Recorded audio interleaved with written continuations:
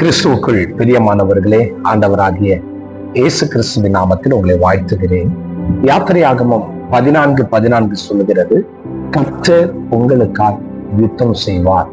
ஆம் பிரியமானவர்களே, இஸ்ரவேல் ஜனங்களை பார்வோனின் சேனைகள் அவருடைய குதிரைகளோடும் ரதங்களோடும் துரத்தி வருகிறார்கள். இஸ்ரவேல் ஜனங்கள் பயந்து விட்டார்கள்.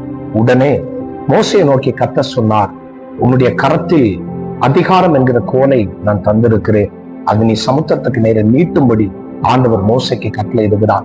எனக்கு பிரியமான கர்த்தருடைய பிள்ளைகளே, நீங்கள் சத்ருவின் சேனைகளை கண்டு பயப்பட வேண்டும். காரணம், சத்ருவை ஜெயிக்கிற அதிகாரத்தை கர்த்தர் உங்கள் கரத்தில் கொடுத்திருக்கிறார்.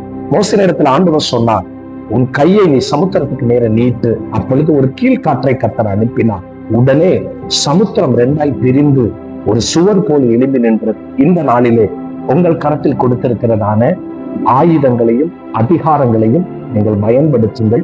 நிச்சயமாய் உங்களுக்கு இருக்கிற எல்லா தடைகளையும் கர்த்தர் விலக்கி இந்த நாளிலே உங்களை விடுதலை தர கர்த்தர் நல்லவராய் இருக்கிறார். இந்த வார்த்தையை நம்புங்கள். இந்த வார்த்தையினால் கர்த்தர் உங்களை ஆசீர்வதிப்பாராக.